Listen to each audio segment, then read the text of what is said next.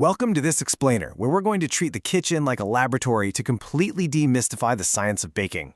Look, if you've ever been frustrated by dense, rubbery sponge or, a cake that just collapses the second it leaves the oven, don't worry, we've all literally had to eat our mistakes. But today we're putting on our lab coats to master the perfect cake, crumb, and rise. To kick things off, let's start with a profound piece of baker's wisdom. It goes like this. Baking is a science of strict parameters, where accuracy liberates the pastry artist to paint with flavors and textures. I absolutely love this, because it reveals our core thesis for today. Baking is fundamentally a strict science. It's not a game of guesswork. By respecting the exact parameters of math and chemistry, you actually unlock the freedom to get truly creative down the line. Here's our agenda for today. We're going to cover the science of preparation, the chemistry of the mix, the physics of baking, and we'll wrap up with troubleshooting and final touches. Okay, Part 1. The Science of Preparation, a structural blueprint for cake crumb development. Let's dive in. I want you to think of your ingredients like architectural construction materials. When you're looking at a recipe, you aren't just looking at food, right? You're looking at chemical actors. So cake flour and eggs, those act as your structural builders. When they get hydrated, the flour proteins form a gluten mesh, and the egg proteins emulsify and eventually coagulate. But on the flip side, you've got sugar and fats, and these act as your structural tenderizers. The sugar actually interferes with the gluten path to help retain softness, while the fats lubricate those flour starches. So it's basically this delicate, microscopic tug-of-war between building up structure and keeping everything nice and tender. Because of this super delicate balance, you really have to tool up correctly. Honestly, I highly recommend you toss out those volume cups right now. Seriously, just throw them in the back of the drawer. Volume can vary by up to 20% just depending on how you scoop your flour. That's a huge margin for error. Instead, you need to rely on meticulous weight measuring with a gram scale. That is the only way to ensure consistent recipe replication. You're also going to want an independent oven thermometer, mostly because internal oven dials lie to us all the time, and a silicone spatula to ensure you're using gentle folding motions that actually protect your batter. Moving right along to Part 2. Chemistry of the mix, aeration, and capturing air pockets.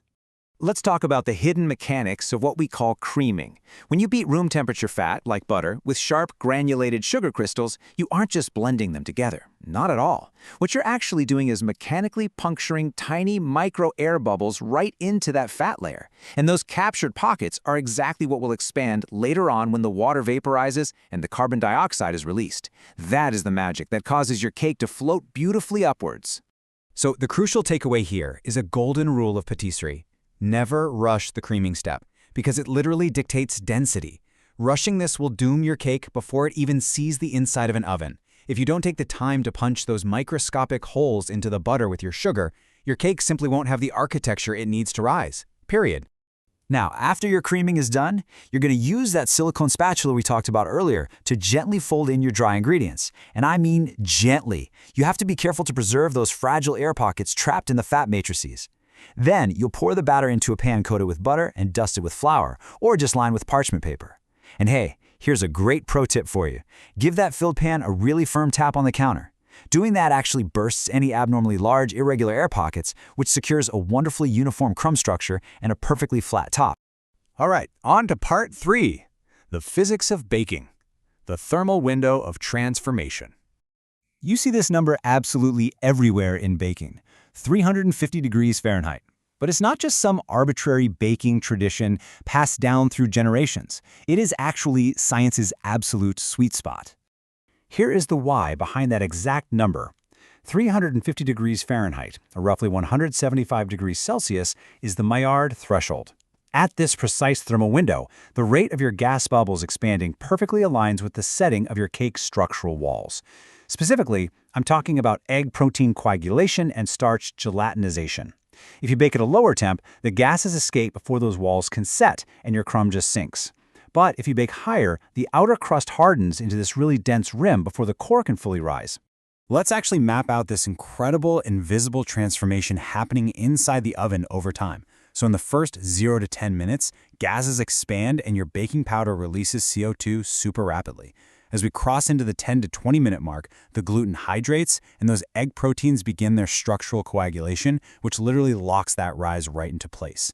Then between 20 and 30 minutes, the sugar caramelizes and the surface undergoes that absolutely delicious Maillard browning. Finally, in the post-bake phase, it's vital, and I mean really vital, to let it cool on a wire rack to settle the crumb and avoid any internal condensation. Which brings us to part 4, troubleshooting and final touches, the autopsy and the sweet reward. Now, sometimes, despite our absolute best efforts, a cake just fails. And when it does, you kind of have to perform a quick architectural autopsy. Got a sunk center? Well, that usually means you open the oven door prematurely and let a cold draft inside, which deflates your gas pockets before the protein walls had time to set. Or, perhaps you used way too much leavener, overexpanding the bubbles to the point of total structural collapse. On the other hand, if you end up with a heavy, rubbery crumb, your culprit is almost always overmixing your batter after adding the flour. That overactivates those tough gluten networks we talked about earlier, locking the structures way too tightly. But hey, if you adhere to the strict scientific parameters we've laid out today, your cake is going to be structurally sound and totally ready for finishing. A really great piece of advice here is to always freeze your layers just briefly before frosting. Using cooled cake discs completely prevents your frosting from melting off.